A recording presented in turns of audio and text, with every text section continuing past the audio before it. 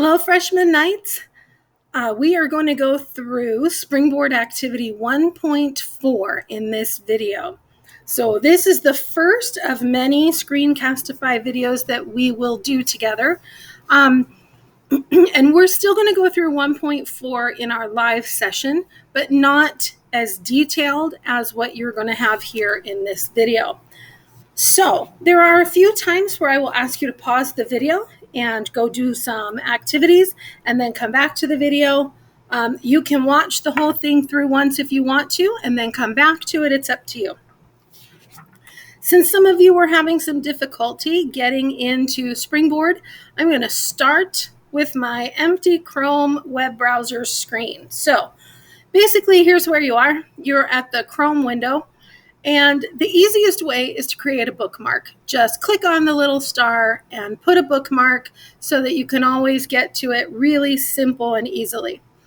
If you don't have it bookmarked yet, then my next piece of advice to you is to search for Bremerton High School. So Bremerton High School, and it should be the first link that comes up.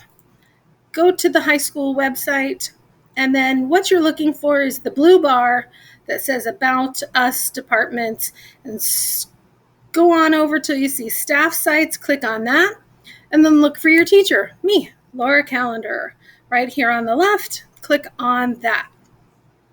Now, if you're just trying to get to SpringBoard, there is a link right here on my homepage in the middle. Just scroll down below where you see our BHS logo, email, SpringBoard Digital. Click on that pink button. It's going to take you right to SpringBoard.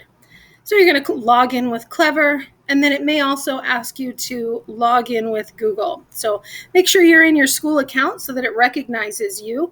It should automatically load your class, and SpringBoard is working on making it so that it will automatically load the correct textbook. But right now, please make sure that on this blue bar, it says Grade 9 SpringBoard English Language Arts National 2021. So mine says 2018, so I'm going to click on it and find 2021. That's the one you want. So it says View ebook, so I'm going to click on that. Now, it automatically loaded 1.4 because this was the last place I was when I had my textbook open before. But if yours opened to a different place, on the left at the top of the narrow black bar is a little icon that looks like a bulleted list. That's your table of contents. You'll click on that. The previous and the next scroll through the units, and then from top to bottom are the activities. So you can see activity 1.4 and click on it, and this is where we want to be. All right, so 1.4 does have some vocabulary that you need to understand in order to understand parts of the story. So that first word, plates, what you need to know is if it's blue, it's a link. So you can click on it, it'll take you to where the word is in the story. And if you click on it there, it will define it for you. So that word, plaits, means braid. So to plait hair means to braid hair. All right, so that's plates, and we'll click on some of those as we get through, but you should click on them, get familiar with the words so that as they come up in the reading, you will understand what they mean. All right, so let's look at our learning targets and talk about why we're going to read this story and why it matters. So we've been talking a lot about language and details and being good communicators. So going back to our why, so being a voice and having a voice in our communities, in our society, as we leave high school, we're able to communicate effectively no matter what we do. So this says we're going to analyze how a writer can develop characters through a narrator. Now, this is not just true in fiction, but this is also true when you're telling a story about, what happened to you the day before yesterday, and you're telling a friend and you want them to know about the other friend. So that friend is a character, and you have to use details in order to develop that character when you tell that memory or that story. So we're going to look at how writers use language to do that. We're also going to try to understand the ways in which language choices can be made to achieve intended effects. So if I want to make my audience laugh, then the words I choose, how I put them together, matters. And so what effect do I want on my audience? Depending on what that is, that's how I will choose my words and put them together. So we're going to look at how authors do that. All right, so in this activity 1.4, as you get started, what you need to do is you need to read the story and analyze. Analyze means to break things apart, the details, and what they reveal about one of the story's main characters. In this case, the mother. So, the learning strategies, close reading. We're going to read it very closely, look at the details, pick it apart piece by piece. Rereading.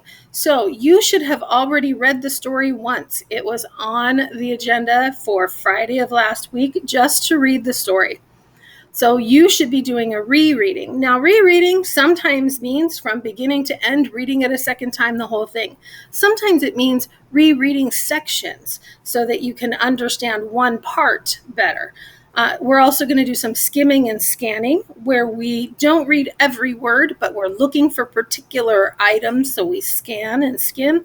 And then we're also going to do some summarizing where we summarize different parts of the story. All right, so those are the strategies. Now, the opening writing prompt you'll do on your own. So basically, read the first paragraph and stop, okay? Now you've already read it, so you're rereading it, and then come back to this opening writing prompt. Based on the details and the language in the first paragraph, how do you know that this is not just another ordinary day in the narrator's life? So how do you know that this person's having a unique, special, or unique day in their life? All right, so I know I'm scrolling kind of fast, but that's because you're going to stop and come back. So here's what I would like to do. I'm going to read through the About the Author box, and then I'm going to read through the first paragraph. I'm going to show you how I do some underlining, highlighting, and marking of the text, and then I'm going to have you pause the video and come back and do that opening writing prompt. So as we read, I'm going to use the details in the story to create a mental image of the characters in the setting. I'm going to visualize this and try to see what they look like and where they are and what's around me. Circle any unfamiliar words or phrases, and then use the context clues or a dictionary. Some of the words are clickable, and it'll bring up their definition so that you can figure out what they mean. So a lot of times I'll just open up another tab and go to dictionary.com and put a word in that I don't know and read the definition. So this is the author, Edward P. Jones. I love that they have these great pictures of the authors now. Sometimes knowing about the author can help us understand why they wrote a story or, a little bit more about the context that surrounds that story. So the American novelist and short story writer Edward P. Jones was born in 1950 and was a writer of place. So mainly segregated, I should put my glasses back on, Washington, D.C. And when I say that, I mean segregated into different neighborhoods that were minority or white, so apart from each other, which is where he grew up. His work depicts the effects of slavery in antebellum America and the lives of working-class African Americans. Most of his characters are fictional, but Jones believes it is important to place them in real houses and real places, except for when he wrote the Pulitzer Prize-winning novel, The Known World, and created the fictional world of Manchester County, Virginia. Unlike many writers, Jones does not write a lot of things down when he creates a new piece. Instead, he writes much of his work in his head. In addition to winning the Pulitzer Prize for Fiction, Jones received a MacArthur Fellowship in 2004. Now, what this tells me about Edward P. Jones, and one of the important things about having read that, is that he writes much of his work in his head before, and I'm going to highlight that, before he puts it down on paper or into a computer. He sees it, right? We visualize in our heads. So he sees it and he feels it and he senses it and the characters before he puts it in his manuscripts. So it's not a surprise to me, having done that for him having done that it is so detailed, because he's seen the details in his mind. All right, so there is Mr. Jones. So like I said, I'm going to read the first story, or the first paragraph, and then I'm going to pause and have you go back. Now, just so you can see what I did there a few minutes ago, to highlight or underline, you just drag your cursor onto what you want to mark, and you can put a sticky note for yourself to come back to later. You can erase whatever you marked. You can circle it, underline it, or put these different reactions. You can click define. So if there's a word you want to define and it's not underlined or bolded, you can go ahead and use this define. And then you can highlight in a multiplicity of colors. So there's a bunch of different colors. All right, so we're going to go ahead and begin. And now remember, we're visualizing in our minds the setting and the characters. Okay? So I'm going to go ahead and do some highlighting as I read, so that these are things I want to come back to. On an otherwise unremarkable September morning, long before I learned to be ashamed of my mother, she takes my hand and we set off down New Jersey Avenue to begin my very first day of school. I am wearing a checkered like blue and green cotton dress, and scattered about these colors are bits of yellow and white and brown. My mother has uncharacteristically spent nearly an hour on my hair that morning, plaiting and replaiting, so that now my scalp tingles. Whenever I turn my head quickly, my nose fills with the faint smell of Dixie Peach hair grease. The smell is somehow a soothing one, and I will reach for it time and time again before the morning ends. All the plaits, each with a blue barrette near the tip, and each twisted into an uncommon sturdiness, will last until I go to bed that night, something that has never happened before. My stomach is full of milk and oatmeal sweetened with brown sugar. Like everything else I have on, my pale green slip and underwear are new. The underwear have come 3 to a plastic package, with a little girl on the front who appears to be dancing. Behind my ears, my mother, to stop my whining, has dabbed the stingiest bit of her gardenia perfume, the last present my father gave her before he disappeared into memory. Because I cannot smell it, I have only her word that the perfume is there. I am also wearing yellow socks trimmed with thin lines of black and white around the tops. My shoes are my greatest joy, black, patent leather miracles. And when one is nicked at the toe later that morning in class, my heart will break. All right, so I'm just going to mark a couple things. So she said that her mother was behaving uncharacteristically. So it's unusual for her to spend nearly an hour on her hair. So I'm going to highlight that, because I remember that the prompt asked me about how I knew that this was an unusual morning. So I know that there's that. She plaited and she replaited. So meaning she did the braids, and then some braids she had to redo. So, and now her head is actually tingling from getting her hair done. She can smell the hair grease that her mother's using as she braids. And let's see, she's got blue barrettes on them. Here we go. An uncommon sturdiness. So an unusual morning. I think that word uncommon goes with it.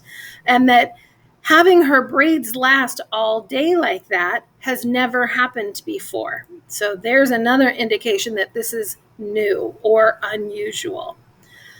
She has new underwear on, she says. So her underwear, her slip and her underwear are new. So I'm going to highlight that. Let's see. And her mother is letting her wear her perfume, even though she's been stingy about it. All right, so she dabbed the stingiest bit of her perfume, which is special. We know this because it's the last present her father gave her before her father was gone. So we don't know where he is, but he is gone. All right, and her shoes are special as well.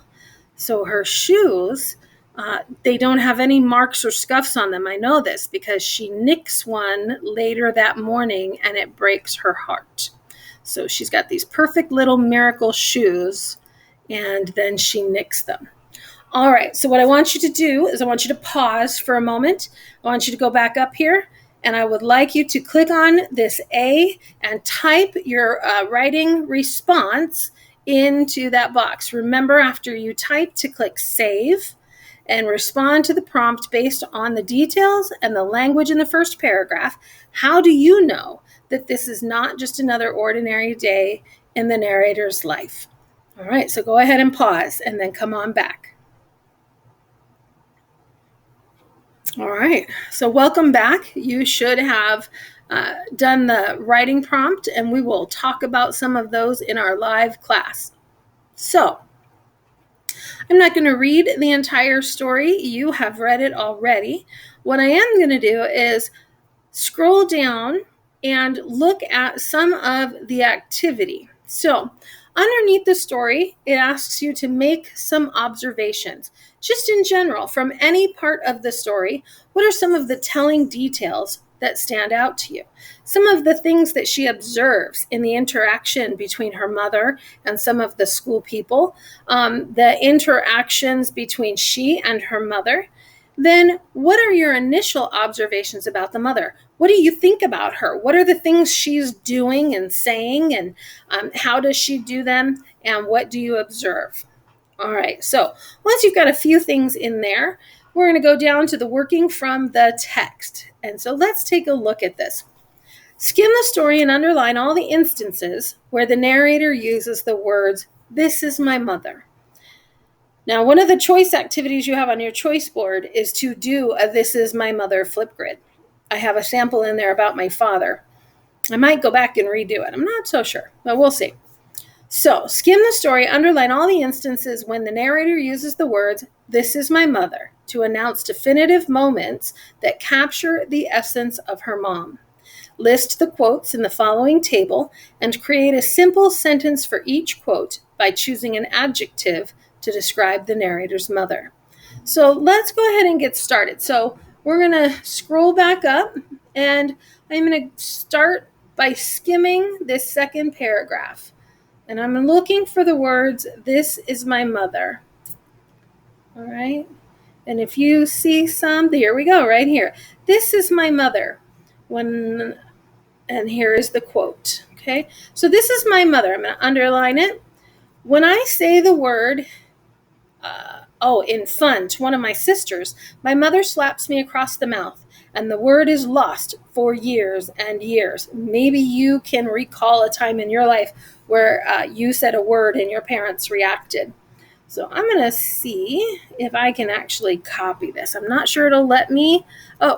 But I'm going to try. So I'm going to hit my Control C, and I'm going to come down, and I'm going to click on the A, and I'm going to hit Control V, and it did. Good. And put it in there. All right. And then click Save. So the narrator's mother is, now it wants an adjective. So a describing word to describe the mother based on this quote. So when I say the word "in fun" to one of my sisters, my mother slaps me across the mouth and the word is lost for years. Her mom is strict about the language. So I'm going to type the word "strict." The narrator's mother is strict. So remember, you click the A and click Save. So you're going to go back through the text. I'm not going to do the rest of the boxes. I'm going to let you do those on your own. So if you'd like to pause and come back, you can pause and then do them and then come back. So, or you can just continue on with me. So we're going to scroll down to number 2. Now use the following sentence frame to complete a sentence that includes the 4 adjectives you listed. So I already have one. I have strict, and you should have several more. And so you're going to just create a sentence by basically filling in the blanks. Okay. So based on the narrator's comments, she views her mother as strict, and then the rest that you came up with, 3 more. Okay. We'll share those together in our live session. Now, in analyzing this story, we have a narrator who is very young. It's her first day of school. So she is 5 years old, maybe 6. And we know that children's memories from that age can be blurry, right? They can be impacted by the years of growth beyond those days, by the memory. Also, they have a very small perspective. They don't have a lot of experience that allows them to see things from other people's perspectives and points of view. So there's always another side, right? So look at number 3. Is there another side to the narrator's mother, right? When her actions show something about who she is on the inside that these quotes and adjectives don't capture, okay? Highlight the moments in the text and list the quotes in the table. Then create a simple sentence for each quote using an adjective to describe the narrator's mother. So I'm going to scroll back up and I'm going to go back to paragraph 2, right? Where I made that other comment here. So I'm just going to skim it. She has a pencil sharpener. I'm reading. My mother does not believe that a girl in kindergarten needs such things, so I'm taking them only because of my insistent whining and because they are presents from our neighbor. So that's interesting. Okay, so we're going to keep going. I'm not sure I see anything here, so I'm going to go down to the next one. I'm skimming for stuff about her mother. Okay, let's see. Here's something about her mother. Her mother goes to church. So here's her mother's church. So it said highlight that. So I'm going to highlight that. I'm not sure I want to use that one yet. I don't know how I feel about that. So I'm going to go ahead down to the next one. Let's see. My mother, here it is, shakes her head. I want her to go here, my mother says. If I'd have wanted her someplace else, I'd have took her there. Let's see. My mother is not convinced, and for several more minutes, she questions the woman about why I cannot attend Seton. So I'm really interested in this idea. I have a new adjective for the mother. So I'm going to use this one.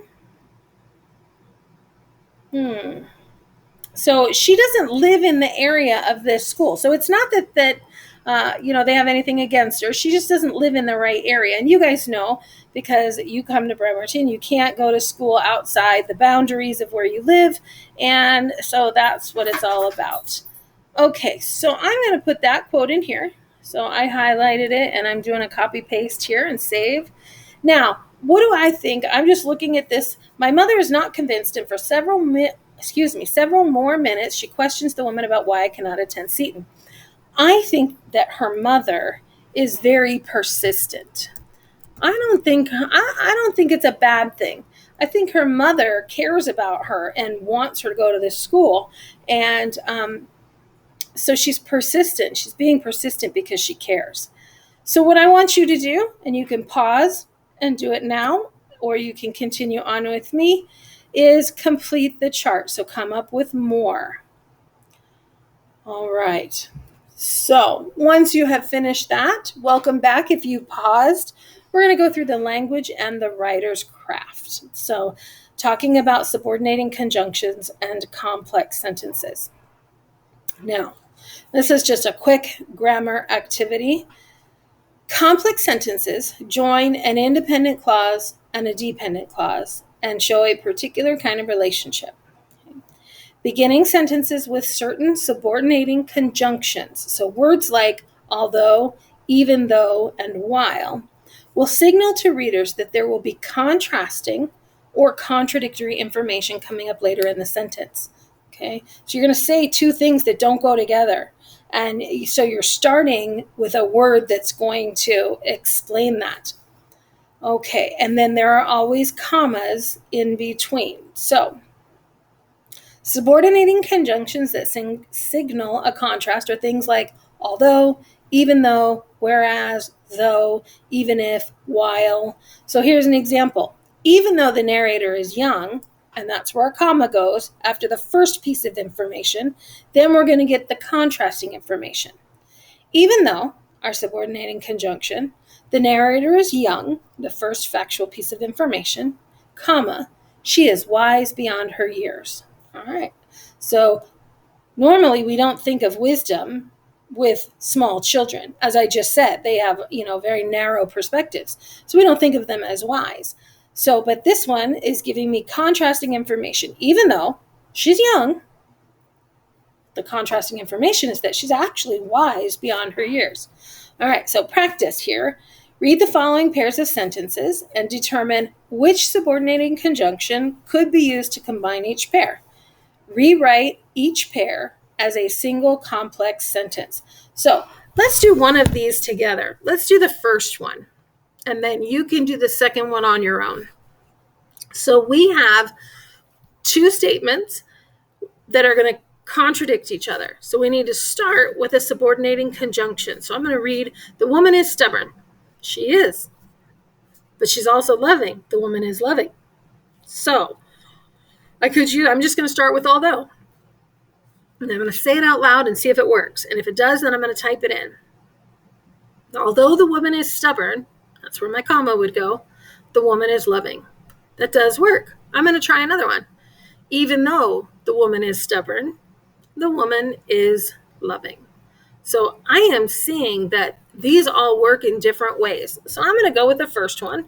Although the woman is stubborn, comma, the woman is loving. All right, so that works. Now I would like you to do the same thing. Say it out loud to yourself if you want, or type it out and look at it. Check for your comma and your capitalization and make it one complete sentence. All right. Now, you can pause and do that and come back, or you can continue on with me. Let's look at the check your understanding. Consider the contrasting traits you unearthed in the narrator's depiction of her mother in the first day. What subordinating conjunction could you use to signal that contrast? So those words from the green box above. Write a sentence that captures two contradictory traits of the mother. So you should be able to do this because up in the boxes, you have how the daughter perceived the mother. As often kids, we see our parents and we're embarrassed by them. We think they're too hard on us, all those different adjectives you found. And then in the second group of boxes, we saw the mother behave in a different way. And so you're going to have some contradictory adjectives. So using one of the subordinating conjunctions, like even though. So even though the mother is blank, she is, and then something from the second chart that you found. All right, so the appreciating the author's craft is a set of questions that I have put in the Google Classroom that I want you to answer in the Google Classroom so that we can have some discussion with one another in there. So it's not just one-sided. So it says, discuss the following questions with your classmates. By putting them in the question category in the Google Classroom, we can read another person's responses and respond to them and have kind of a two-way conversation. So I want you to take a look at those and think about how the language the author uses would change the story. Okay, so if the mother's footsteps faded into the distance instead of the way that they do, how would the story be different? And then what purpose does it serve that the narrator hears her mother's footsteps above it all? What does that tell us? That phrase and that specific language that Edward Jones chose. All right, so once you have put your answers to the appreciating the author's craft into the Google Classroom, then you have completed this activity. Let's go back up to our learning targets.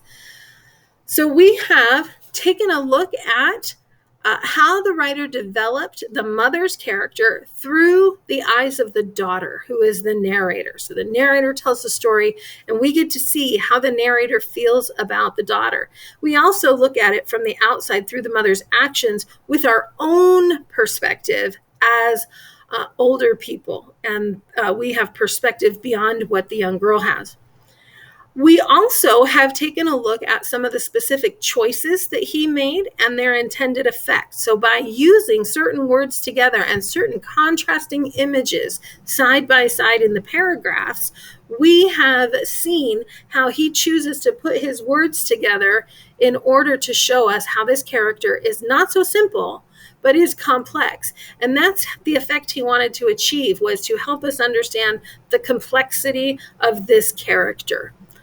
All right, that is all we're going to do with 1.4. So congratulations, you are ready to finish the activity, review it, join in the conversation in the Google Classroom, and then we will also discuss this in our live session, and you will go on to take the quiz. Thanks, guys, and I will see you for 1.5.